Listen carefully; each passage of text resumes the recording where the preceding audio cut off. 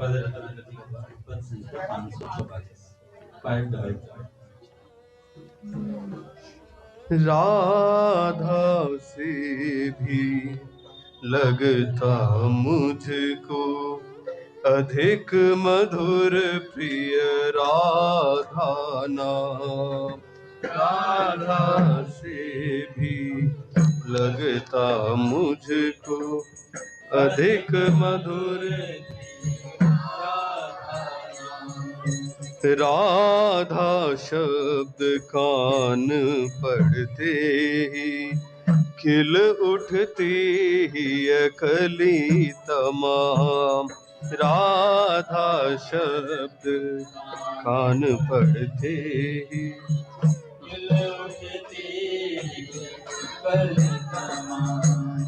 जय राधे जय राधे जय राधे जय राधे जय राधे जय राधे जय राधे जय राधे जय राधे जय जय राधे जय राधे जय जय राधे जय राधे जय जय राधे जय राधे जय जय राधे राधा से भी लगता मुझको अधिक मधुर प्रिय राधा नाम। लगता मुझको अधिक मधुर प्रिय राधा मूल्य नित्य निश्चित है मेरा प्रेम प्रपूरित राधा नाम।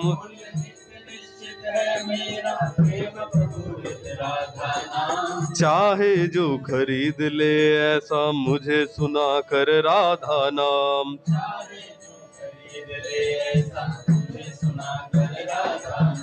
जय राधे जय राधे जय जय राधे जय जय राधे जय जय राधे जय जय राधे जय राधे जय जय राधे जय राधे जय राधे जय राधे जय जय राधे नारायण शिव ब्रह्मा लक्ष्मी दुर्गा वाणी मेरे रूप।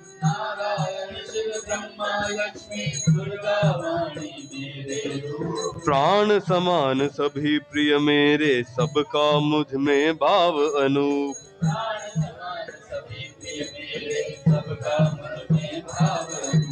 जय राधे जय राधे जय राधे जय जय राधे जय राधे जय जय राधे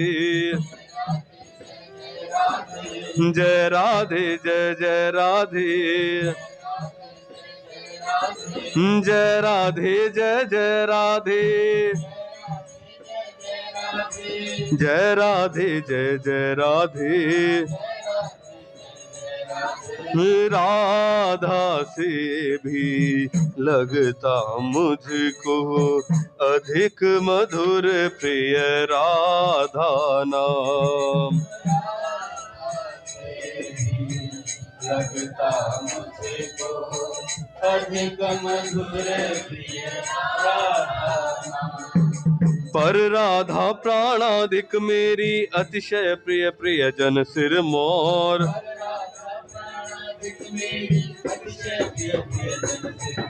राधा सा कोई न कहीं है मेरा प्राणाधिक कुछ और।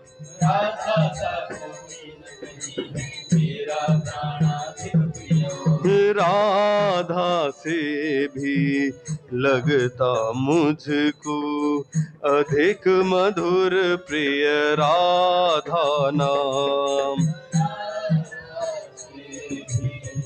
लगता मुझको अधिक मधुर प्रिय राधा राधा शब्द कान पढ़ती ही खिल उठती है कली तमाम।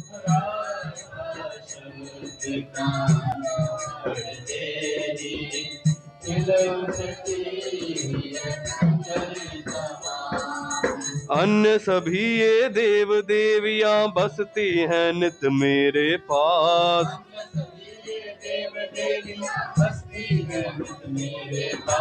प्रिया राधिका का है मेरे वक्षस्थल पर नित्य निवास।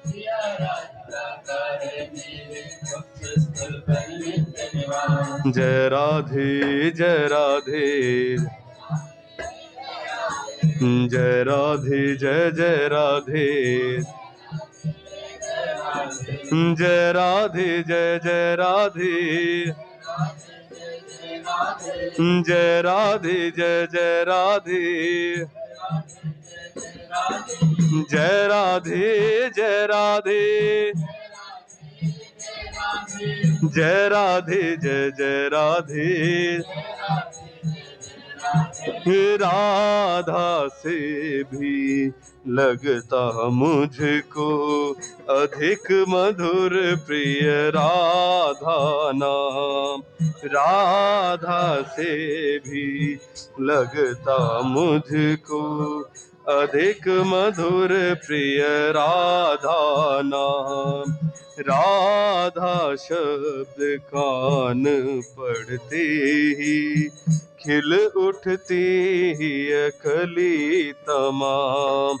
राधा शब्द कान पढ़ते ही खिल उठती है कली तमाम।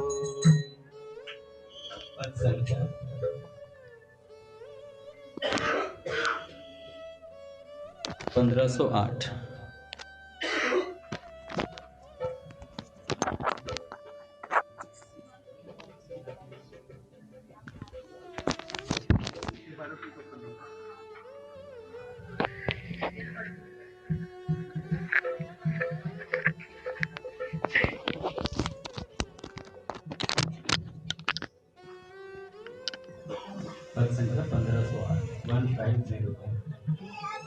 महाभाव रसराज के मधुर मनोहर भाव। महाभाव रसराज के मधुर मनोहर भाव। दिव्य मधुर तम रागमय दैन्य विभूषित चार। दिव्य मधुर तम राग में दैन्य विभूषित चार। दोनों दोनों के लिए सहज सभी कर त्याग। दोनों दोनों के लिए सहज सभी कर त्याग। सहज सभी कर त्याग। सुखद परस्पर बने रहे छलक रहा अनुराग। सुखद परस्पर बन रहे छलक रहा अनुराग। दोनों दोनों के सदा प्रेमी प्रेष्ठ महान। दोनों दोनों के सदा प्रेमी प्रेष्ठ महान। प्रेमी प्रेष्ठ महान। नित्य अनंत अचिंत्य शुचि अनिर्वाच्य रस खान। नित्य अनंत अचिंत्य शुचि अनिर्वाच्य रस खान। सुख दुख दोनों ही सुखद, प्रियतम सुख के हेतु। सुख दुख दोनों ही सुखद, प्रियतम सुख के हेतु। प्रियतम सुख के हेतु।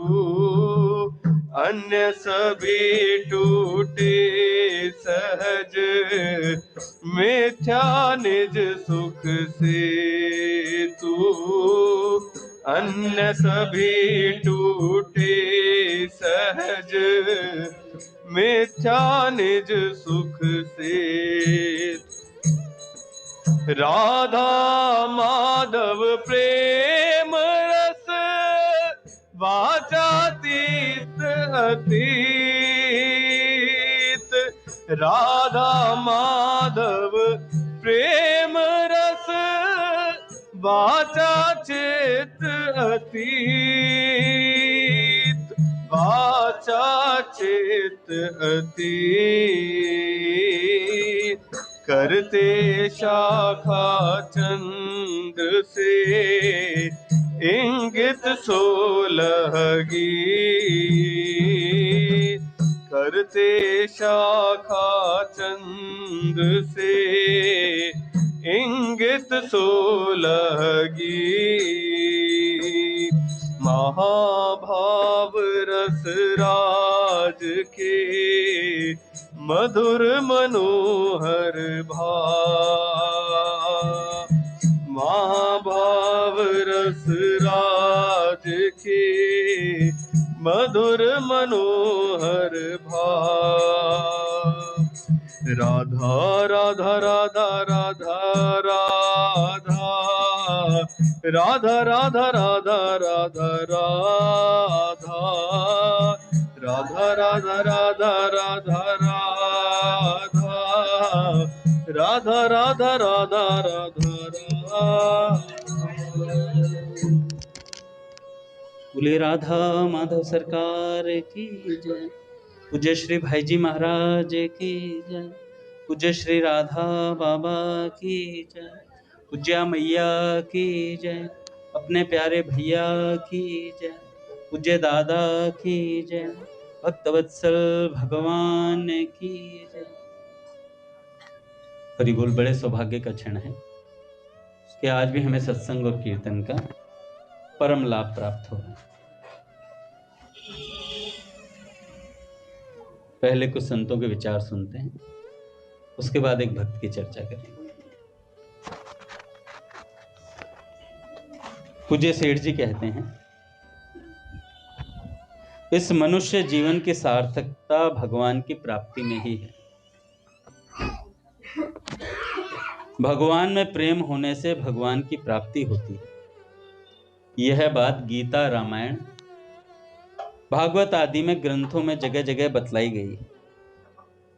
गीता जी में भगवान श्री कृष्ण कहते हैं, हे अर्जुन, अनन्य भक्ति के द्वारा तो इस प्रकार रूप वाला मैं प्रत्यक्ष देखा जा सकता हूं, तत्व से जाना जा सकता हूं, तथा प्रवेश तथा एक ही भाव से प्राप्त भी किया जा सकता हूं। श्री रामचरितमानस में भगवान शंकर कहते हैं, हरि व्यापक सर्वत्र समाना, प्रेम ते प्रकट हो ही मैं जाना। भगवान कपिल देव कहते हैं, भगवान वासुदेव के प्रति किया हुआ भक्ति योग तुरंत ही संसार से वैराग्य और ब्रह्म साक्षात्कार रूप यथार्थ ज्ञान की प्राप्ति करा देता है। यही नहीं, स्वयं भगवान ने भक्त उद्धव से भी कहा है, उद्धव, योग साधन ज्ञान विज्ञान धर्म अनुष्ठान जप पाठ तप त्याग मुझे प्राप्त करने में उतने समर्थ नहीं है जितनी दिनों दिन बढ़ने वाली अनन्य प्रेममयी मेरी भक्ति है। मैं सत्पुरुषों का प्रियतम आत्मा हूं। मैं एकमात्र अनन्य श्रद्धा भक्ति से ही प्राप्त होता हूं। मेरी अनन्य भक्ति उन लोगों को भी पवित्र कर देती है जो जन्म से ही चांडाल हैं भैया।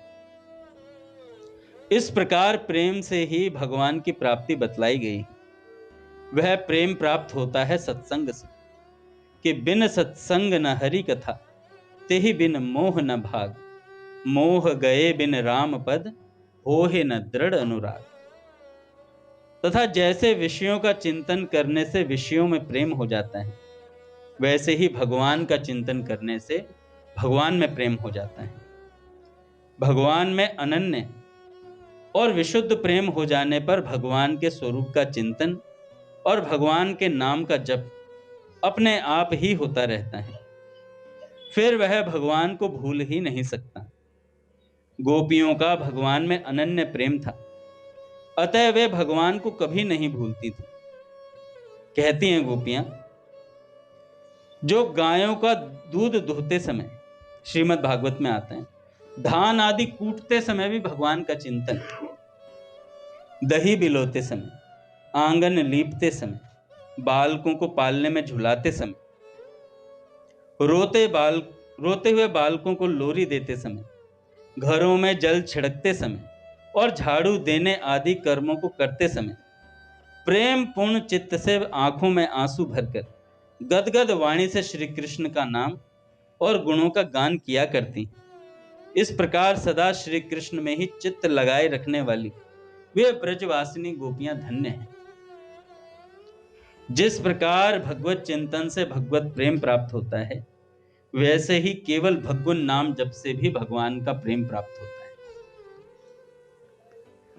श्री तुलसीदास जी महाराज कहते हैं, सुमरे नाम रूप बिन देखे, आवत हृदय स्नेह विशेष। कि बिना रूप देखे ही भगवान से प्रेम, भगवान के नाम से प्रेम। श्री तुलसीदास जी ने तो भगवान से भी बढ़कर भगवान के नाम की महिमा गाई। राम न सकहि नाम गुण गाए।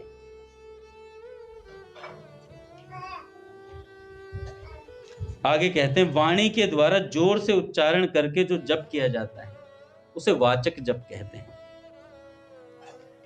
उससे वह उपांशु जप श्रेष्ठ है जो होठ और जीभ से दूसरों को सुनाई न दे, वैसा जप, इसे उपांशु जप कहते हैं। किंतु उससे भी बढ़कर मानसिक जप है। अच्छा, अब कहें सीधा मानसिक करेंगे हम, तो ऐसे नहीं होता है। संतों का कहना है पहले वाचक होता है, फिर धीरे धीरे उपांशु उतरता है, फिर मानसिक होता है। जब मानसिक पे पहुंच जाता है, फिर ना किसी से कहने की जरूरत पड़ती है, रोम रोम उचरंदा, मतलब रोम रोम से भगवान का नाम निकलना शुरू हो जाता है। रोम रोम हर ठोर से भाई, ररंकार धुनी होत सदाई। जो नाम जप मन से मन लगाकर किया जाता है वह मानसिक जप है। और इसमें भी कई भेद आते हैं। जिसमें मनुष्य का विशेष प्रेम होता है वह वस्तु बिना याद किए याद आती है। जहां प्रेम हो जाता है उसको वह भुलाने पर भी भूल नहीं सकता। इसी प्रकार बलात् भगवान के नाम की स्मृति निरंतर होना, यह सबसे बढ़कर मानसिक जप है। ऐसा कब होता है? जैसे हमारी पुत्र में आ सकती है, अपने संबंधों में आ सकती है, तो हमें भूलकर भी नहीं भूलते वो, है ना। पल पल में याद आती रहती है उनकी, क्या हुआ, कैसे हुआ, क्या कर रहे होंगे, क्या नहीं कर रहे होंगे, सब चीजें याद आती रहती। ऐसे ही जब नाम में प्रेम घुस जाता है तो फिर उसे कोई नियम नहीं रहता, फिर 16 माला भी नहीं, फिर तो हर समय चलता रहता है वो निरंतर चलता है। भाई जी कहते हैं ऐसी रति हो जाती है भगवान के नाम में, फिर वो आसक्ति का रूप ले लेती है। भगवान से भी आसक्ति होती है, एक संतों से आसक्ति होती है। जिस प्रकार मन में भगवान के स्वरूप, गुण, प्रभाव, चरित्र, लीला आदि की स्मृति होती है, वैसे ही भगवान नाम की मन में बार बार स्मृति होना, यह भी मानसिक जप है। दीवार पर लिखे हुए अक्षरों की भांति भगवान के ललाट पर भगवान का नाम लिखा हुआ है। सेठ जी बताते हैं, सेठ जी कहते हैं अगर आपको नाम जप करना है तो कई विधि बताते हैं सेठ जी कहते हैं अपने मानसिक धरातल पर आंख बंद कीजिए और सोचिए भगवान मेरे सामने खड़े हैं और उनके ललाट पर उनका नाम लिखा हुआ, माथे पर यहाँ नाम लिखा हुआ सेठ जी, अरे भगवान का नाम ले, उसे पढ़िए बार बार। अरे नहीं हो तो संतों ने तो यहां तक कह दिया, कोई चित्र ले लीजिए भगवान का, बढ़िया से बढ़िया, जो आपको सुंदर लगता हो, सुंदरतम स्वरूप जो भगवान का लगता हो, और उसमें भगवान का नाम लिख दीजिए। फिर कीजिए भगवान का नाम जप, हरे कृष्ण कृष्ण कृष्ण हरे हरे, हरे राम राम राम हरे हरे, और ठाकुर जी का चित्र भी हो, उस पर लिखा हुआ होना चाहिए। हो जाएगा नाम सहित स्वरूप का ध्यान। नेत्र बंद मत करना बस, क्योंकि अभी हमारी स्थिति ऐसी नहीं है कि हम नेत्र बंद कर करके नाम जप कर सकें। पूज्य गया प्रसाद जी महाराज कहते हैं, खुले नेत्रों से भगवान का चिंतन कीजिए। कोई अच्छा सा चित्र लीजिए, उसके सामने बैठकर नाम जप कीजिए। हृदय, कंठ, भ्रकुटी आदि स्थानों में नाड़ी की चाल के साथ नाम जप की भावना करने से उसके द्वारा नाम जप होता हुआ प्रतीत होता है। उसका मन से बार बार अनुभव करना, यह भी मानसिक जप है। कैसे? अपनी नाड़ी पकड़ो, यहां से डॉक्टर पकड़ता है ना, तेज चल रही धीरे चल रही, तो नाड़ी हमेशा धक धक धक करती रहती है ना, हिलती रहती है। तो थोड़ी देर ऐसे अभ्यास कीजिए, पकड़ के, पकड़ में आ जाए, हिल रही है तो राम राम राम राम राम राम राम राम राम राम। कुछ दिन अभ्यास करोगे तो फिर उस गति से आपके मानसिक चलना शुरू हो जाएगा। सेठ जी कहते हैं, रात्रि में सोने के समय स्वाभाविक ही कानों में एक प्रकार का शब्द सुनाई देता है। उसमें राम, शिव, ओम आदि अल्प अक्षरों के भगवान नाम की भावना करने से वह नाम स्वतः ही सुनाई देता है। इसका दृढ़ अभ्यास हो जाने पर चलते फिरते, उठते बैठते, सोते जागते भी मन से उस नाम का सुनाई देना, यह भी एक प्रकार का मानसिक जप ही है। इसके सिवा जीभ और होठ बंद करके श्वास प्रश्वास के साथ नाम जप करना, ये भी जप है। उसमें अभ्यास हो जाने पर नाम का उच्चारण कंठ से स्वाभाविक होता रहता है। यह श्वास द्वारा होने वाला जप उपांशु से भी श्रेष्ठ है, क्योंकि यह मरण काल पर्यंत वाणी और नाड़ी की गति बंद होने पर भी हो सकता है। किंतु यदि इसके साथ मन को लगा दिया जाए तो यह भी मानसिक जप की गणना में शामिल हो जाता है। भगवान नाम जप के साथ उस नाम का अर्थ, जो नामी भगवान है, उनका स्मरण रखने से वह जप बहुत अधिक महत्वपूर्ण और कल्याणकारक हो जाता है। किंतु याद रखना चाहिए कि इसमें दिखावापन ना हो। अच्छा, आप 61 माला करने शुरू कीजिए। 61 माला करोगे तो हमें टेंशन बनी रहेगी, यार काउंटिंग कब पूरी हो। पूरा दिन ये रहेगा कि इतनी रह रही है, इतनी रह रही है, नाम का चिंतन बना रहेगा। अच्छा, 61 हो जाएंगी तो जब रात को आप सोओगे ना, तो आपके होठ और जीभ अपने आप हिलती रहेंगी, आपको पता नहीं चलेगा, वो हिल रही होंगी। हरे कृष्ण कृष्ण कृष्ण हरे हरे, हरे राम राम राम हरे हरे। पूरे दिन का अभ्यास जो होता है ना, वो रात्रि में अपने आप आपकी जीभ हिलेगी। 1 महीना करके देखो, बड़ा मजा आएगा। एक साधक ने किया था, वो कह रहे रात में भी जीभ हिलती रहती है, हरे कृष्ण कृष्ण कृष्ण हरे हरे, हरे राम राम राम हरे हरे। पट खुलेंगे। श्री राम जय राम, जय जय राम।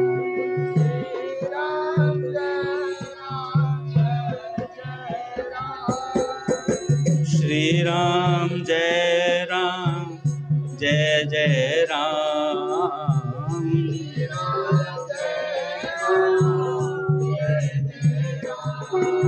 श्री राम जय राम, जय जय राम।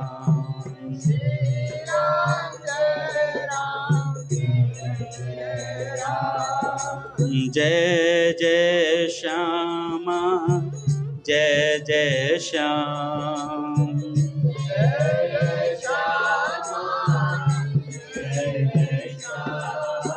जय जय श्री वृंदावन धाम। जय जय श्री वृंदावन धाम। जय बरसाना, जय नंदगांव।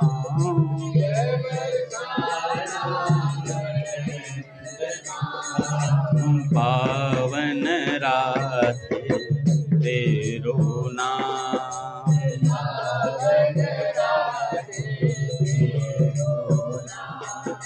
बोले राधा माधव सरकार की। एक संत हुए, परिक्रमा मार्ग में वृंदावन में रहते थे, जिनका नाम है चंद्रशेखर बाबा। अभी कुछ ही साल पहले उन्होंने शरीर छोड़ा। उनको नाम जप करते हुए हमने देखा। उनका हाथ ऐसे ऐसे हिलता था माला के भीतर, ऐसा लगता था सच में मशीन चल रही हो नाम जप। लेटे लेटे नाम जप करते रहते। वे 3.5 लाख हरि नाम करते थे। 3.5 लाख हरि नाम करना। एक दिन उनकी कोपीन, जब नाम 3.5 करते थे उस समय गोविंद कुंड पे रहते थे, कहीं आते जाते नहीं थे, और साधुओं पे हमेशा कोपीन की कमी रहती थी। तो जो उनकी कोपीन थी, लंगोट था, वो फटकर जर्जर हो गया था, काम में लेने लायक नहीं रही। बाबा पास के घरों से थोड़ी भिक्षा मांग लाते थे, पर जब से कोपीन फटी तो उसके बाद से फिर गए नहीं बाहर। उनका नियम था कि थोड़ी सी भिक्षा के अतिरिक्त किसी से कोई चीज लेना मांगना नहीं। वे वहीं पर एक गुफा में जाकर भजन करने बैठ गए। वैष्णव साधु को नग्न नहीं घूमना चाहिए, ये बात उनके मन में आई, इसलिए भिक्षा मांगने भी नहीं गए। इस मर्यादा से बाहर नहीं जाते। इस प्रकार गुफा में भजन करते करते 2 दिन बीत गए। वही तीसरे दिन एक बालिका वहां पर आई। पास ही में एक अन्य संत की कुटिया पर जाकर बोली, यहां एक गौड़ीय वैष्णव महात्मा रहता है, भजन करता है, उनकी कोपीन जर्जर हो गई है, इस कारण वे गुफा से बाहर नहीं निकल पा रहे हैं। वह 2 दिन से भूखे थे। मैं उनके लिए कोपीन और श्री जी का प्रसाद लेकर आई हूं। वो लड़की कहती है,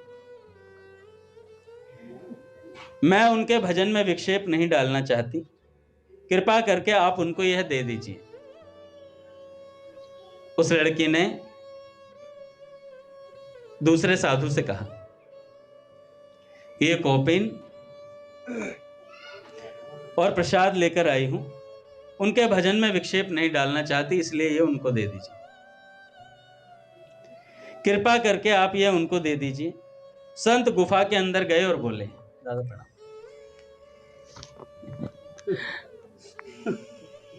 संत गुफा के अंदर गए और बोले, बाबा आपने 2 दिन से कुछ ग्रहण नहीं किया है, आपके लिए प्रसाद और एक कोपीन आया है। श्री चंद्रशेखर दास बाबा बोले कि तुम्हें कैसे पता कि मैं 2 दिन से भूखा हूं और इस गुफा के अंदर हूं?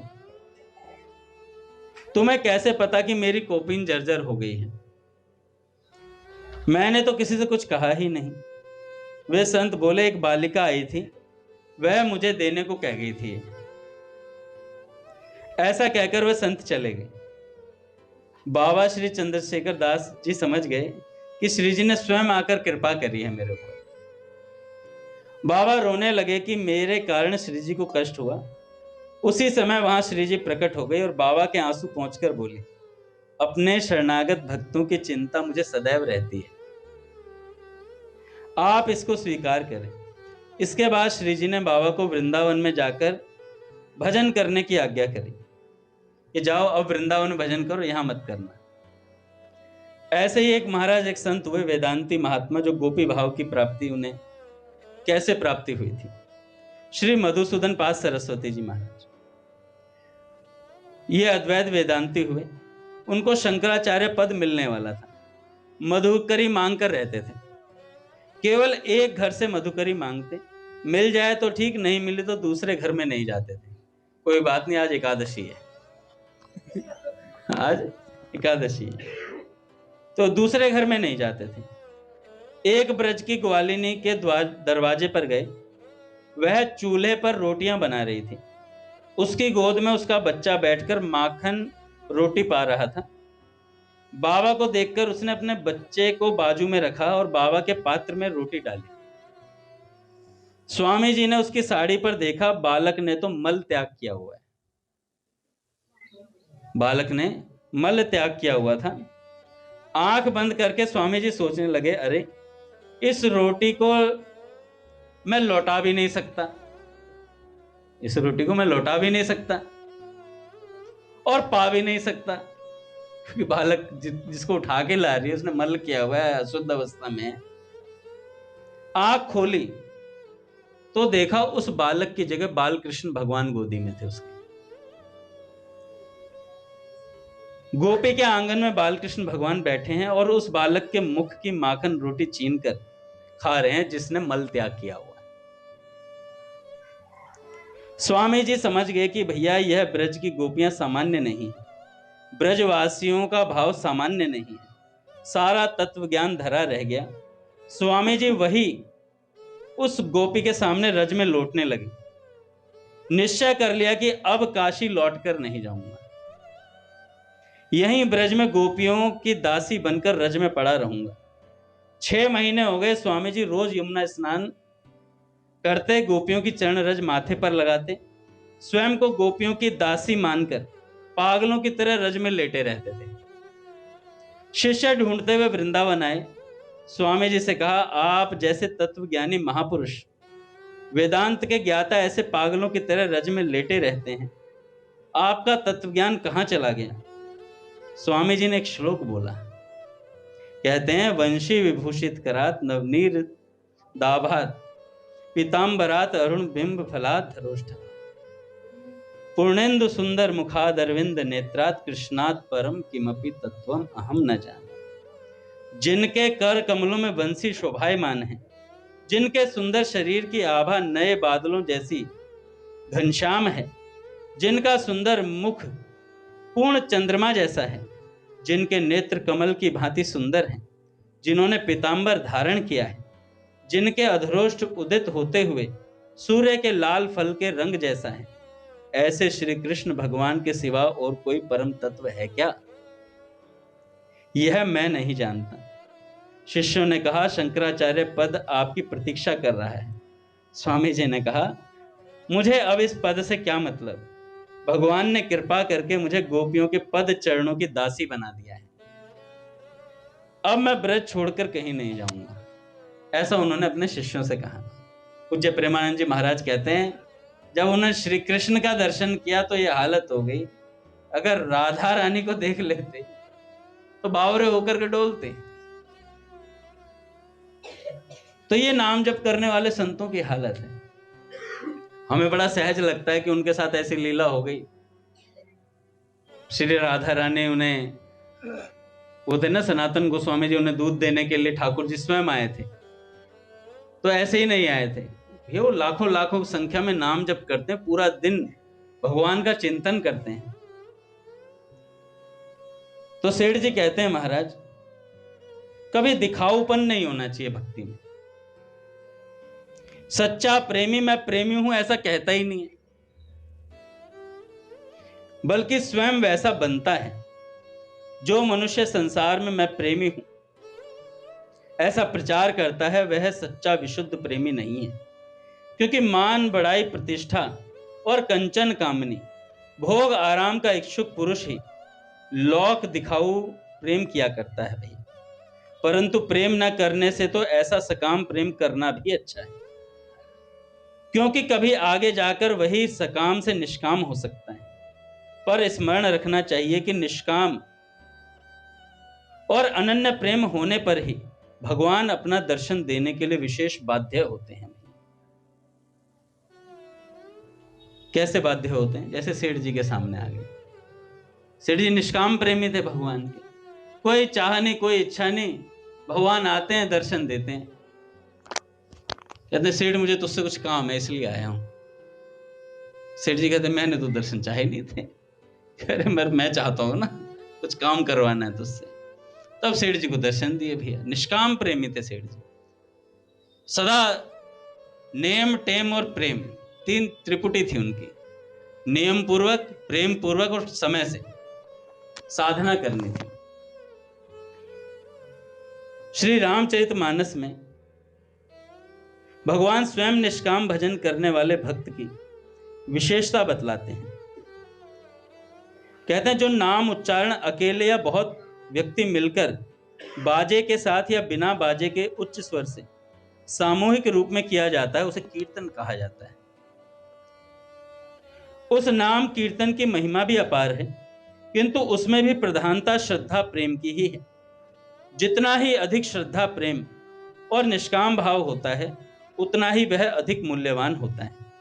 श्री नारद जी, तुलसीदास जी महाराज, सूरदास जी, नरसिंह मेहता जी, श्री गौरांग महाप्रभु और मीराबाई जी आदि बहुत से कीर्तन प्रेमी माने जाते हैं।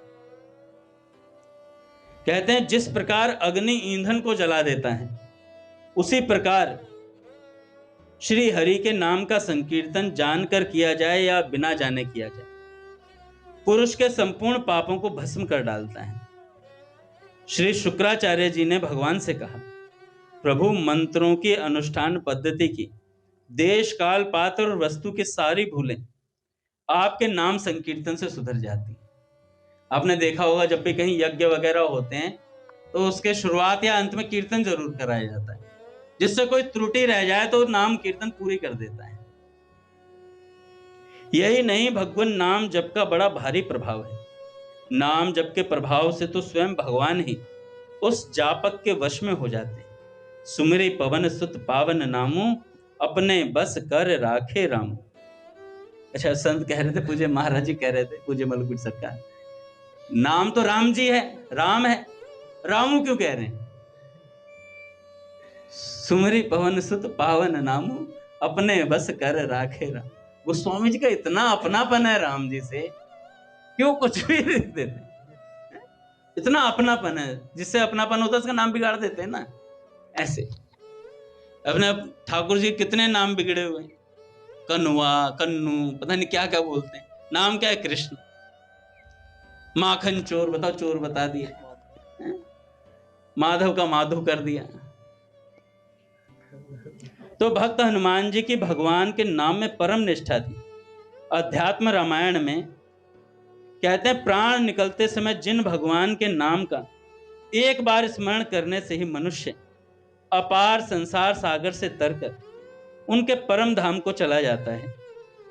राज्याभिषेक के पश्चात जब राम जी हनुमान जी की भक्ति से प्रसन्न हो, उन्हें वर मांगने को कहते हैं, तब हनुमान जी अत्यंत हर्षित हो यही वर मांगते हैं, हे राम जी, आपका नाम स्मरण करते हुए मेरा मन तृप्त नहीं होता, इसलिए मैं सदा सर्वदा आपका नाम स्मरण करता हुआ ही इस पृथ्वी लोक पर विराजित रहूं। हनुमान जी कहते हैं, मुझे आपके नाम का वो दे, आशीर्वाद दे दो, मैं इस पृथ्वी पर रहूंगा पर सदा आपके नाम का स्मरण करता रहूं। भगवान श्री राम ने उनके इच्छा के अनुसार उन्हें वर दे दिया। श्रीमद् भागवत में भी कहा गया है, मनुष्य मरते समय, आतुर अवस्था में, गिरते या फिसलते समय विवश होकर भी यदि भगवान के नाम का उच्चारण कर ले तो वह सारे कर्म बंधनों से छूटकर उत्तम गति को प्राप्त कर लेता है। ऐसा होने पर भी घोर कलयुग में मनुष्य उन भगवान की उपासना तत्परता से नहीं करते। भैया, इतना प्रभाव होते हुए भी, अच्छा, नाम की इतनी महिमा सुनकर भी हम लोग नाम नहीं जप पाते हैं, वो श्रद्धा नहीं बन पा रही है, तो क्या करें? सुनना छोड़ दें क्या? नहीं, सुनना नहीं छोड़ना है, सुनते रहो लगातार। सुनते सुनते एक दिन मन में संकल्प आ जाएगा। अजामिल जैसे पापी ने मरते समय पुत्र के निमित्त से भगवान का नाम लिया, उसका कल्याण हो गया। त्रिकाल संध्या करता था अजामिल, ब्राह्मण था, त्रिकाल संध्या करता था, उसके बाद भी ऐसा हो गया उसके साथ। क्यों? सावधान नहीं रहा, सावधान नहीं रहा। एक दिन ऐसे ही जा रहा था,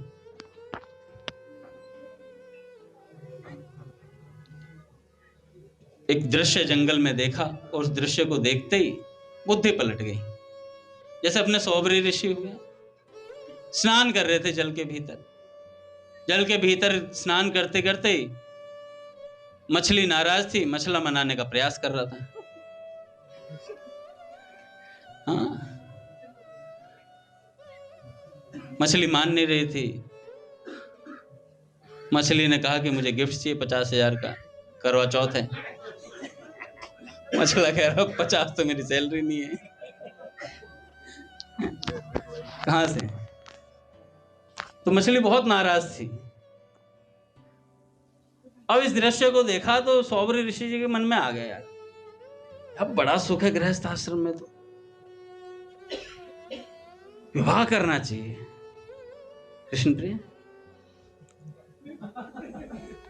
इस बार बर्थडे पे आशीर्वाद दिया मैंने इससे, तेरा ब्याह जल्दी हो जाए। भैया ने भी दिया। तो सौबरी ऋषि जी के मन में आया कि भैया विवाह करेंगे। विवाह करने के लिए चले महाराज। राजा मानसिंह थे, उनकी 50 पुत्रियां थी। और जाकर राजा मानसिंह जी से बोले कि हमें विवाह करना है।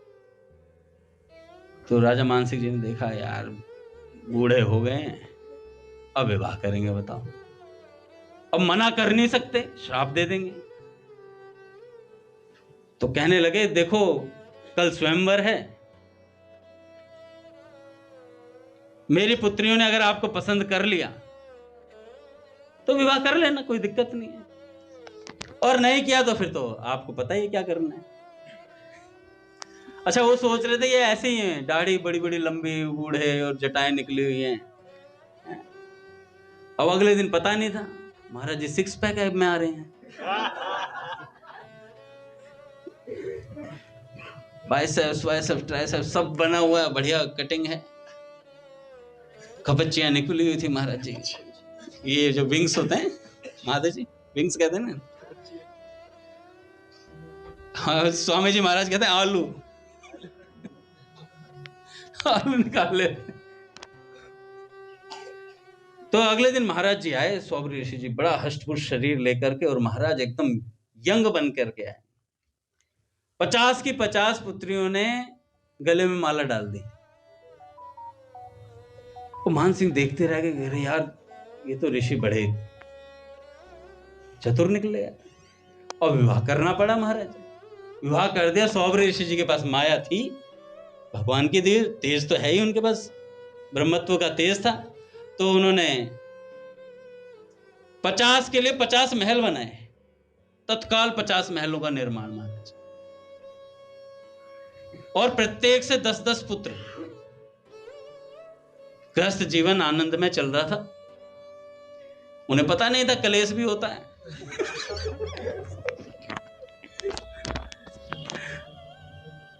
तो रघुनाथ जी कह रहे थे कि सबको ऊपर से लगता है सब बढ़िया चल रहा है, पर घर जाकर पता लगता कुछ बढ़िया नहीं होता है।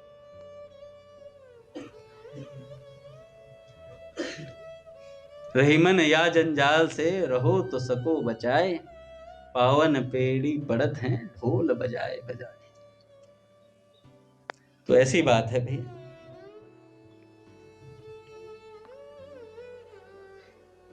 तो इतने पुत्र हो गए, अब भैया 50 महल, संपत्ति भी अथाह थी। झगड़े शुरू हुए आपस में प्रॉपर्टी को लेकर के।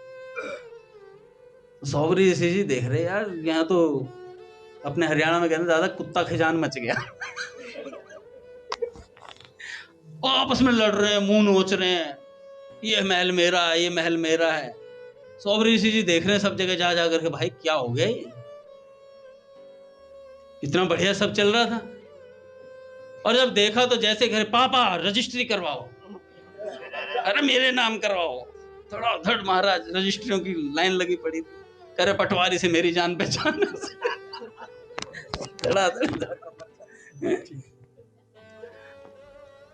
तो खूब आपस में झगड़े चल रहे थे महाराज। ये ऐड किया हुआ मेरा है, कहीं आप जाकर शास्त्र में ढूंढो, शास्त्र में नहीं मिलेगा ये कथा मिल जाएगी सौबरी ऋषि वाली। और महाराज आपस में झगड़े चल रहे थे ताबड़तोड़। जो पत्नी अभी तक कृतकृत्य मान रही थी अपने आप को। पत्नी कहती मुझे मतलब नहीं है, मेरे 10 के नाम 10 महल होना चाहिए। अगर 50 तो महल है, उसमें 10 तेरे नाम कर दूंगा, बाकियों का क्या होगा? और आपस में लड़ाई झगड़े चल रहे हैं। सौबरी ऋषि जी पागल हो गए, उनको ना दिमाग में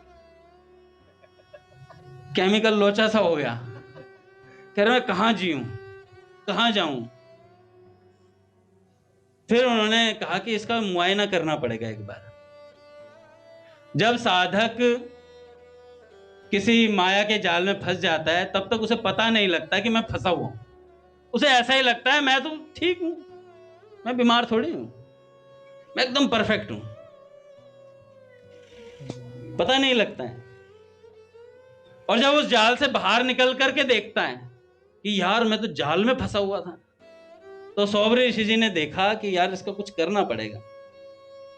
तो उन्होंने कहा अब इस दृश्य का दृष्टा बनता हूं, और जाकर के महल के ऊपर बैठ गए और जाकर इस सारे दृश्य को ऊपर से देखने लगे। सब देखा तो कुत्ते बिल्लियों की तरह लोग लड़ रहे हैं आपस में। और महाराज जैसे ऐसे लड़ते हुए देखा तो ये तो अजीब सा चक्र घूम रहा है संसार में। तत्काल उन्हें अपनी वही याद आई, भजन की याद आई। तो उन्होंने सोचा भाई ये यहां तो छोड़ के ही जाना पड़ेगा, ये तो गड़बड़ है। गए, अपना झोला उतारा, 6 पैक ऐप गायब कर लिए और वापस अपने उसी स्वरूप में आकर के और कहा कि अब नहीं आता मैं, और सदा के लिए चले गए महाराज। मानधाता, अब मैं नहीं आ रहा, और चले गए महाराज सदा के लिए। तो जब हमें पता चल जाए, पता कैसे चलेगा? सत्संग के प्रकाश में हम दृष्टा बन पाते हैं, नहीं तो नहीं बन पाते। पता ही नहीं चलता गलतियों का, ऐसा लगता है कि गलतियां ही जीवन है, गलतियां ही जीवन है। तो अजामिल त्रिकाल संध्या करता था, एक दृश्य देखा, जीवन पलट गया तत्काल। और जीवन पलटते ही पुत्र का नाम फिर रखा नारायण, वो भी कहने से। अंत समय में भगवान के नाम की याद नहीं, अपने पुत्र की याद आई, तो नाम आभास से उनका कल्याण हो गया महाराज। नाम आभास से, नाम नहीं ले रहा था भगवान का, अपने पुत्र का ही नाम ले रहा था। उस समय तो महाराज यम के दूतों ने उपदेश करा, यम के दूतों को भगवान के दूतों ने उपदेश करा वहां पर भागवत जी कि भगवान के नाम की क्या महिमा है। तुमने तो आज नारायण रखा है, ये तो नारायण नाम कब से आदि है नारायण नाम। जैसे किशोरी अली जी एक संत हुए ब्रज के, जिनके बहुत से पद आते हैं। जब उनकी धर्मपत्नी मरी तो उनकी पत्नी का नाम किशोरी था, और हा किशोरी कहते हुए बरसाने में घूम रहे थे। तो श्री जी ने ललिता जी से कहा कि ललिता देखकर तो आ, कौन हमारा नाम इतनी आतुरता से ले रहा है, इतनी व्याकुलता से हमारा नाम ले रहा है। तो ललिता जी ने कहा नहीं किशोरी जी, आपका नाम नहीं ले रहा है, ये तो अपनी पत्नी को ढूंढ रहा है, इसकी पत्नी का देहांत हो गया, तो बेचारा पागल हो गया, मेंटली डिस्टर्ब है। तो किशोरी कहता हो घूम रहा है।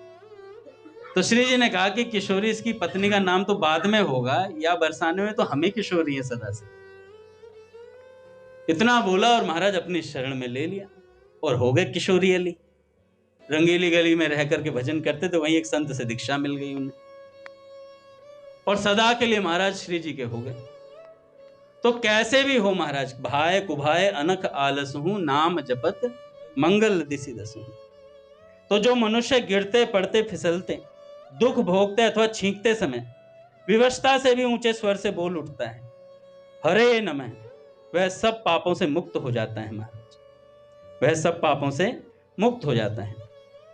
अपने एक भक्त हुए चैतन्य चैतामृत में, जगाई मघाई जी।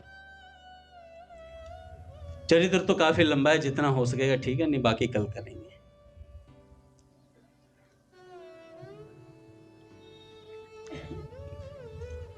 कहते हैं महाराज कि साधु पुरुषों के लिए कौन सी बात दुस्सह है, विद्वानों को किस वस्तु की अपेक्षा है, नीच पुरुष क्या नहीं कर सकते और धैर्यवान पुरुषों के लिए कौन सा काम कठिन है भैया।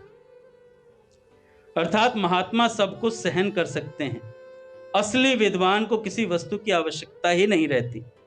नीच पुरुष अत्यंत निंदे से निंदे क्रूर कर्म भी कर सकते हैं और धैर्यवानों के लिए कोई भी काम कठिन नहीं रहता। धैर्यवान होना पड़ता है। काम आतुरा नाम न भयम न लज्जा। जो काम आतुर हो जाता है उसे कोई भय नहीं रहता, तो कुछ भी कर सकता है, कोई नीचा से नीचा काम कर सकता है। और धैर्यवान पुरुष के लिए कुछ भी असंभव नहीं है, वो सब कुछ कर सकता है। क्योंकि भगवान पूज्य भाई जी आज कह रहे थे कि किसी ने पूछा सबसे सरल साधन क्या है, भाई जी ने कहा कि कुछ मत चाहो। भगवान से कह दो नाथ दर्शन देना चाहो तो ठीक है, ना देना चाहो तो ठीक है, हम तो आपका स्मरण करेंगे बस। अच्छा, ऐसी बात हो नहीं पाती। क्यों नहीं हो पाती? क्योंकि हमें बहुत सी चीजें चाहिए अभी भगवान से, इसलिए नहीं हो पाती। हम सोचते हैं भगवान आएंगे एक जादू का पिटोरा लिए, सेंटा क्लॉज बन के और हमें बहुत सारी चीजें देंगे। तो ऐसा कुछ है नहीं। कई बार भगवान सब छीन लेते हैं, कई बार भगवान सब छीन लेते हैं महाराज। और एक श्लोक भी आता है जिसमें कहते हैं कि जिसको मैं अपना प्रेम देता हूं उसका सब कुछ हरण कर लेता हूं। क्या हरण कर लेते हैं? संसार नहीं, आसक्ति संसार में, उसे हरण कर लेते हैं, उसकी आसक्ति को हरण कर लेते हैं। सब बात बता देते हैं, भाई ये धोखेबाज है। आज अवधेशानंद गिरि जी महाराज कह रहे थे कि आपने किसी व्यक्ति के लिए 100 बार परोपकार किया उसका। मान लो मैंने डॉक्टर भरत जी के लिए 100 बार बहुत अच्छे अच्छे काम करे, इनकी 100 बार मदद करी। एक बार मैंने डॉक्टर भरत जी को थोड़ा सा कुछ गलत कह दिया, तो कह रहे थे कि वो 100 याद नहीं रखेगा। जो तुमने एक गलत किया है ना, इस बंदे ने मेरे साथ ये गलत किया, और जो 100 ठीक करे थे उसको याद नहीं रखेगा। ये अवधेशानंद गिरि जी महाराज कह रहे थे। और उन्होंने कहा आपका मन कहां मिलेगा? अनुकूलताओं के गलियारे में भटकता मिलेगा। आप अपने मन को तलाश करो। अब गौरांग प्रभु को मैं कहूं, इनका नाम इसलिए ले रहा हूं, नाराज नहीं होते दादा, ये नाराज नहीं होते गौरांग प्रभु। हमेशा जब भी मैं कुछ कह देता हूं ना, फिर कहते हैं अरे अंगद जी आपका ही तो हूं अपना। मैं भी कहता हूं ठीक है। तो मैंने कहूं कि गौरांग प्रभु आपको मेरे साथ वृंदावन चलना है। अरे नहीं यार अंगद जी पूरे रास्ते सत्संग सुनाते रहे, मजा नहीं आएगा। ढाबे पे रोकेंगे नहीं, कंजूस बहुत हैं। तो सब व्यक्ति अपनी अपनी अनुकूलता ढूंढते हैं कि भाई रघुनाथ जी से पूछा है, रघुनाथ जी किसके साथ जाओगे? अंगद जी के साथ जाऊंगा। और मेरे से कोई पूछे, भाई मेरे को तो किसी के साथ भेज दो, पर प्रेफरेंस मैं भी रघुनाथ जी को दूंगा, क्योंकि मेरा भी चाव रहता मैं रघुनाथ जी से कुछ बातें सुनूं सत्संग की। सीधी सी बात। सब अपने अपने अनुकूलताओं के गलियारे में भटकते हुए पाए जाते हैं सारे जी। ये अवधेशानंद गिरि जी महाराज कहते हैं मन को टटोलना सीखो थोड़ा सा। तो जगाई मघाई जी के चरित्र में महाराज जी कहते हैं, यदि इस स्वार्थपूर्ण संसार में साधु पुरुषों का अस्तित्व न होता, यदि इस पृथ्वी को परमार्थी महापुरुष अपने पद धूलि से पावन न बनाते, यदि इस संसार में सभी लोग अपने अपने स्वार्थ की बात सोचने वाले होते, तो पृथ्वी रौरव नर्क के समान हो जाती भी। इस दुखमय जगत को परमार्थी साधुओं ने सुखमय बना रखा है। संत न होते जगत में तो जल मरता संसार में। स्वार्थ में चिंता है, परमार्थ में उल्लास होता है भैया। स्वार्थ में सदा भय ही बना रहता है। आप देखना, स्वार्थ में सदा भय ही बना रहता है। परमार्थ सेवन से प्रतिदिन अधिक अधिक धैर्य बढ़ता जाता है। स्वार्थ में सने रहने से दीनता आती है। परमार्थी निर्भीक और निडर होता है। इतना सब होने पर भी क्रूर पुरुषों का अस्तित्व रहता ही है। थोड़े बहुत तो रहते ही हैं। लीला कैसे होगी? लीला कैसे होगी भैया?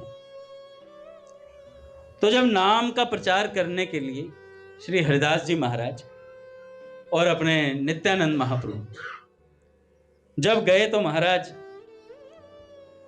नवद्वीप में जगाई मगाई नाम के 2 क्रूर ब्राह्मण कुमार निवास करते थे। दोनों भाइयों के जीवन में दृष्टिगोचर होता है कि दोनों ही उच्च लेवल के, उच्च कोटि के पापी थे और महाराज नदिया के कोतवाल बनाए गए थे। प्रजा का संहार करने वाले एक प्रकार से नवद्वीप के बिना छत्र के बादशाह ही थे समझो। इनसे ऐसा कोई भी दुष्कर्म नहीं बचा था जिसे ये ना करते हो। मनुष्य के विनाश के जितने लक्षण बताए गए सब इनमें थे। भगवान ने विनाश के लक्षणों का भी वर्णन किया है। अब जब ये दोनों भैया अपने हरिदास जी महाराज और अपने नित्यानंद महाप्रभु भगवान का प्रचार करने गए, जगाई मगाई दोनों भाई बैठे हुए थे। हमने इसका प्ले भी करा था, मैं मगाई बना था, उच्च लेवल का दुष्ट, मैं नहीं मगाई जी थे। तो दोनों भाई बैठे हुए थे। महाराज नित्यानंद महाप्रभु और हरिदास जी महाराज गए और जाकर के महाराज नित्यानंद महाप्रभु ने कहा कि चलो नाम का प्रचार करते हैं, घर घर नाम की ध्वनि का प्रचार करना था। तो हरिदास जी महाराज ने कहा इधर से मत जाओ, इधर से जाओगे तो 2 वो बैठे हुए हैं यहाँ पर दुष्ट, जगाई मगाई, तो उनकी तरफ मत जाओ, गाली गलौज करते हैं, बदतमीजी करते हैं, उनके साथ बात करने को फायदा नहीं। नित्यानंद महाप्रभु थोड़े आनंद में रहते थे, उनका आनंद विलक्षण था। उन्होंने कहा इनको तो खास भगवान के नाम की जरूरत है। भाई ऐसों का ही तो उद्धार करना जरूरी है जो बिगड़े हुए हैं। सुधरे हुओं को क्या भगवान का नाम देना, वो तो वैसे ही सज्जन है। पूज्य भैया कहते हैं सज्जन भी गधा ही होता है एक प्रकार का। गधा, गधे से बड़ा सज्जन कौन है दादा? उसे इधर मारो तो इधर चल देता, इधर मारो तो इधर चल, किसी का बुरा नहीं करता, शांत रहता है। तो कई बार सज्जन लोग भी धोखा खाते हैं। इसलिए ज्यादा सज्जन नहीं, भजन करने वाला बनना चाहिए, है ना। सज्जन की परिभाषा गोस्वामी तुलसीदास जी महाराज ने रामचरितमानस में दी है एक जगह, चौपाई याद आएगी तो बताऊंगा। चतुर की तो दी है, चतुर की भी दी है। चतुर कौन? जो राम भजन लवलीन। तो जगाई मगाई बैठे हुए थे। महाराज नित्यानंद महाप्रभु जाके होते एक बार हरि हरि बोल। कौन है यह? हरि बोलो। हरि बोल दिया। उन्होंने नहीं बोला, नहीं बोल बे। तो उन्होंने नाम नहीं बोला महाराज, और ऊपर से चढ़ाई कर दी कि तुम हमें नाम लिवाओगे, तुम बुलवाना, तुम क्या करने हो, सुधार करने हो। ऐसे उल्टा सीधा बोलना शुरू कर दिया महाराज। आप जिसे सुधारने जाओगे ना, पहली बात आप कुछ भी सुधार की बात कहोगे तो उसे कटाक्ष लगेगी। कड़वे प्रवचन अपने कृष्णा प्रभु कहते हैं, अपने जैनी महात्मा जितने थे वो कड़वे प्रवचन देते हैं।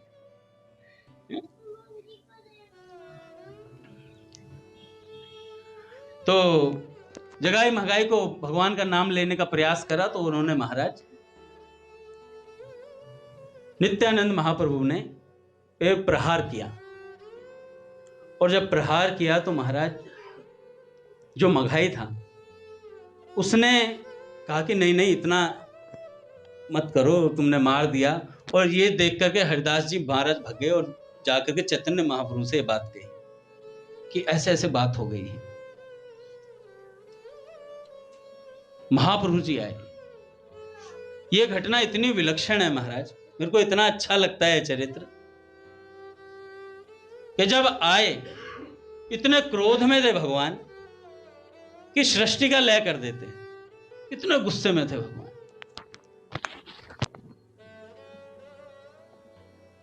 तुरंत दौड़ते हुए भगवान ने और सुदर्शन का आह्वान किया। तुरंत नित्यानंद महापुरुष जी ने कहा कि प्रभु आप मारने नहीं तारने आए हो। और यहां तो आपको प्रेम का दान करना है। तो जैसे ही क्रोध में थे तो वहां पर एक बात कही नित्यानंद महाप्रभु ने, किसके लिए? मघाई के लिए। महाप्रभु ने कहा कि इसने तुम्हारे ऊपर प्रहार किया, मैं इसे छोड़ूंगा नहीं। और मघाई की तरफ भी बढ़े तो कहा नहीं नहीं नहीं, मघाई ने कुछ नहीं किया, इसने तो मुझे बचाया है। और जैसे ऐसी बात बोली महाप्रभु रीझ गए मघाई पर बिल्कुल रीझ गए, भूल गए कि ये जगाई का भाई है। और कहने लगे कि भैया तूने बड़ा भला किया, तूने जगाई को रोकने का प्रयास किया, मेरे नित्यानंद को बचाने का प्रयास किया। उस पर रीझ गए और जैसे स्पर्श हुआ महाराज मघाई का परिवर्तन हो गया। ये संत महाराज स्पर्श करने मात्र से कल्याण कर देते हैं। नाम जापक संत का स्पर्श ही पर्याप्त होता है, ज्यादा कुछ करने की आवश्यकता नहीं होती। इसलिए कहा जाता है, अपने गोपालाचार्य जी महाराज से, वो एक बार ऐसे ही बैठे हुए थे एक व्यक्ति के पास। उस व्यक्ति के सामने गोपालाचार्य जी महाराज कह रहे थे कि संत के वस्त्रों को स्पर्श करने मात्र से भगवत प्रेम प्राप्त हो जाता है। ऐसी बात बोली तो उन सज्जन ने कहा कि नहीं नहीं, ऐसा थोड़ी होता है, बताओ वस्त्र को स्पर्श करने कोई भगवत प्रेम कैसे प्राप्त हो जाए? उन्होंने कहा ठीक है, you need a practical example, तो प्रैक्टिकल चाहिए। तो गोपालाचार्य जी महाराज ले गए उन्हें राम हर्षण कुंज के अंदर, हर्षण कुंज वाले महाराज जी के पास। राम हर्षण दास जी महाराज वहां विराजमान थे उस समय। वहीं बैठे हुए गोपालाचार्य जी महाराज बैठे साथ में, और उन्होंने एक गमछा लिया, गमछा लेकर के महाराज जी के चरणों पर छुआया, मतलब जैसे चरण साफ करने के लिए ऐसे छुआया, और फिर उसी गमछे को उन सज्जन के छुआ दिया।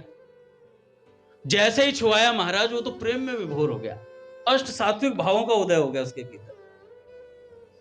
फिर महाराज उसने कहा यार ये तो बड़े विलक्षण बात है, कैसे कैसे हुआ ये? कह रहे मैंने सिर्फ गमछा छुआया महाराज जी के चरणों पे और वो गमछा तुम्हें छुआ दिया। इतना करने मात्र से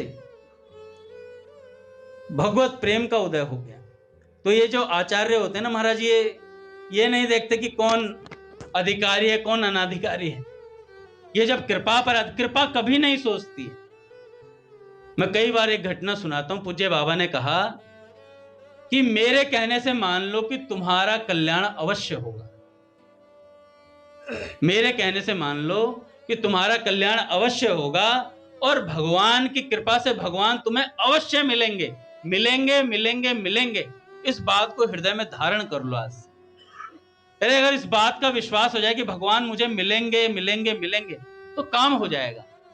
तो बाबा एक घटना सुनाते हैं। बाबा कहते हैं एक लड़की थी और उस लड़की को इस बात का विश्वास था कि मुझे भगवान अवश्य मिलेंगे। अपने भाई से कहा करती थी कि भाई देख लेना मुझे भगवान शंकर अपने कंधे पर लेकर जाएंगे, भगवान शंकर मुझे अपने कंधे पर लेके जाएंगे। उसका भाई कहता तू ही बड़ी भगतनी है, तू ही भजन करती है, तू ही बड़ी भगतनी हो रही है। उसने कहा नहीं नहीं भाई आप अभी मजाक ले रहे हो इस बात को, लेकिन ये बात सत्य है, भगवान शंकर मुझे मिलेंगे और मुझे अपने कंधे पर लेकर के जाएंगे। ऐसी बात उसने बोल दी। महाराज कुछ वर्ष बीते, वो लड़की थोड़ी बीमार पड़ी तो हॉस्पिटल में थी, 4थी मंजिल पे वो एडमिट थी, और उसका भाई छोटा भाई नीचे पढ़ाई कर रहा था टेबल पे बैठा हुआ। घटना क्या घटी कि महाराज उस लड़की के प्राण छूटे तो डॉक्टर साहब नीचे आए। तो उस लड़के ने पूछा कि मेरी बहन ठीक है? तो उन्होंने कहा तुम्हारी बहन का तो शरीर छूट गया है। तो भाई ऊपर की तरफ बढ़ा, और ऊपर की तरफ बढ़ते हुए रास्ते में उसे कौन मिलता है? रास्ते में भगवान शंकर मिलते हैं, और भगवान शंकर के कंधे पे उसकी बहन बैठी हुई है। और वो बहन कहती है कि भाई मैंने आपसे कहा था ना कि भगवान शंकर मुझे अवश्य मिलेंगे और मुझे अपने कंधे पर लेकर के जाएंगे। तो वो देखता है शंकर भगवान को और बड़ा अचंभित सा होता, फिर ऊपर जाता तो उसकी बहन का शरीर पड़ा हुआ था वहां पर। तो उसके बाद समझ में आ गई, यार बहन सही कहती थी। तो बाबा कहते हैं जिसको ये विश्वास है, भजन कम ज्यादा ऊपर नीचे माला ज्यादा हो सकती है, पर अगर ये विश्वास हो गया मुझे भगवान अवश्य मिलेंगे, तो उसे भगवान अवश्य मिलेंगे महाराज, उसे भगवान अवश्य मिलेंगे। इस विश्वास के लिए ही सत्संग सुना जाता है, इस विश्वास के लिए ही नाम जप किया जाता है। और ये नाम जप कभी साधन से प्राप्त हो जाए, ये बात, ये विश्वास साधन से तो कई वर्ष लग जाते हैं, और ये जो होता है ना विश्वास, ये संत कृपा से जल्दी आता है। ऐसा पूज्य मलुकपीठ सरकार कह रहे थे, साधन से हो सकता है कई वर्ष लग जाएं, लेकिन गुरु कृपा से, संत कृपा से ये सहज मिल जाता है विश्वास। तो इसलिए संतों के चरित्र पढ़ने चाहिए। मैं तो कहता हूं, एक संत कह रहे थे कि एक संत का चरित्र पढ़ लिया तो उसका 25% भजन आपके खाते में उतर गया। तो अगर पूरी भक्तमाल कर ली, तो पूरी भक्तमाल कर दी, हम तो फट जाएंगे महाराज, इतना भजन हो जाएगा, इतना भजन हो जाएगा। तो कहने का अर्थ यह है कि जिस संत का चरित्र पढ़ते हैं उस संत कृपा करते हैं महाराज। तो गोपालाचार्य जी महाराज ने स्पर्श करवाया, स्पर्श कर, हम भाई जी के कक्ष में जाते हैं, क्यों भाई जी से स्पर्शित वस्तुओं को प्रयास करते हैं छूने का, कि उसके कुछ परमाणु हमारे भीतर आ जाएं। सेठ जी के कक्ष में जाते हैं, उनके मजीरे, जिन मजीरों से वो कीर्तन करते थे, वो अपने नेत्रों पर लगाते हैं कि वहां के कुछ परमाणु आ जाएं हमारे भीतर। ऐसे ही महाराज अपने को जो संत प्राप्त है, अपने पूज्य भैया जी, जितना हो सके उनका संग करना चाहिए। संग कैसे, अब क्या प्लॉट पे बैठे रहे, चले जाएं वहां पर बैठ करके भैया का संग करें क्या। आज्ञा समन सुसाहिब सेवा।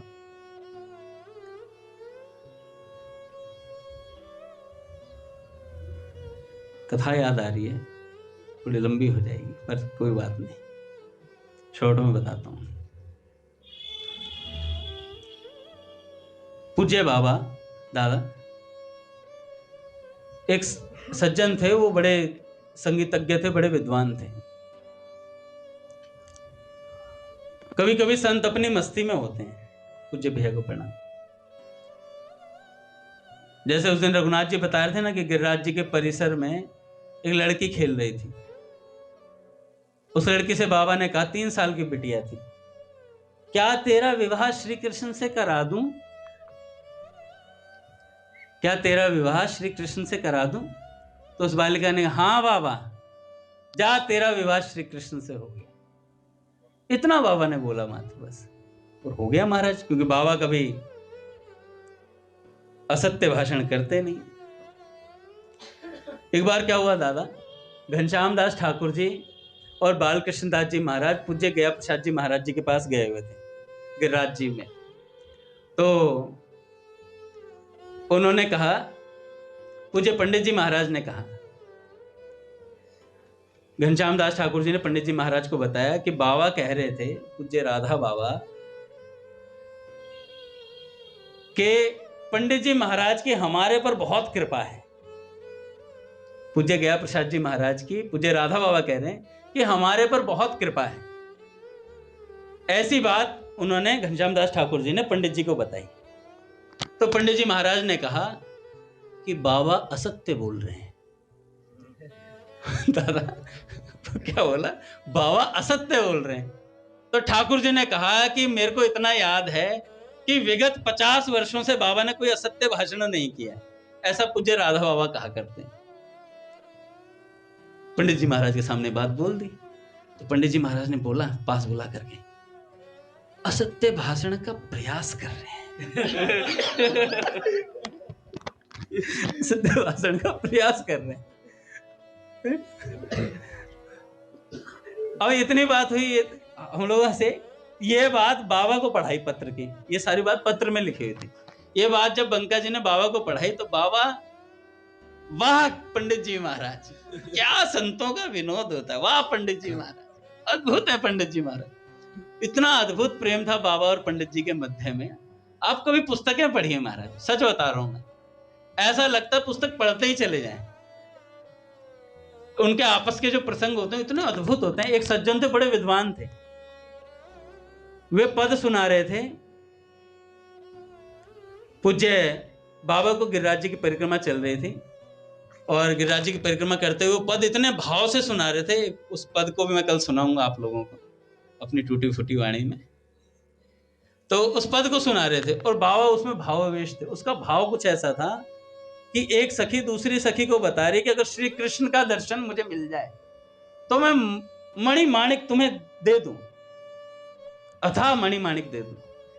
तो बाबा ने परिक्रमा लगाई, वो पूरा पद सुनते हुए, और परिक्रमा लगा करके जब ये पद समाप्त हुआ तो बाबा जाकर के उन सज्जन के सामने जाके खड़े हो जाते हैं और कहते हैं, ला मणि माणिक मुझे दे दे। ला मणि माणिक मुझे दे दे, क्योंकि उस पद का भाव था कि श्री कृष्ण के दर्शन कोई मुझे करा दे तो मैं उसे मणि माणिक दे दूं। तो बाबा ने कहा, श्री कृष्ण का दर्शन तो मैं यूं करा सकता हूं, पहले मणि माणिक दे दे। अच्छा, सारे लोग वहां सुन रहे हैं, पास बैठे हैं, और वो जो सज्जन है वो पद गाए जा रहे हैं, पद में इतने मशगूल हैं, उन्हें बाबा की बात ध्यान ही नहीं है बाबा क्या कह रहे हैं, इतने मस्त हैं पद के अंदर। और बाबा कह रहे हैं मणि माणिक दे दे, श्री कृष्ण मिल जाएंगे। ये संतों नील कोश निधि नित्य लुटावत।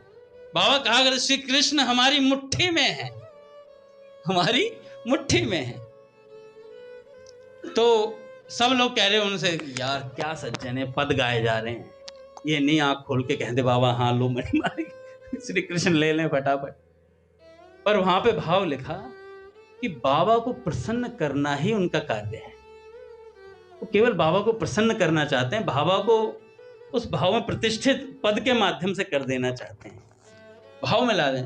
तो भैया अपना भी काम यही है भैया साधक, कि अपने गुरुजन प्रसन्न हो जाएं, उनका भाव जैसे प्रतिष्ठित हो, जैसे वो श्री कृष्ण लीला का चिंतन कर सके, हमें उनमें सहायक होना चाहिए। अपने गुरुजन भैया से जाकर के बात पूछे, भैया आज क्या श्री कृष्ण की कोई लीला सुनाओ कोई बढ़िया सी। भैया सुनाएंगे लीला, सुन के देखो महाराज। ऐसे संतों के पास जाएं, भक्तों के पास जाएं, आपस में चर्चा करें तो भगवान की करें। आगे का चरित्र मैं कल सुनाऊंगा। बोले भक्तवत्सल भगवान की जय। आरती करते हैं महाराज।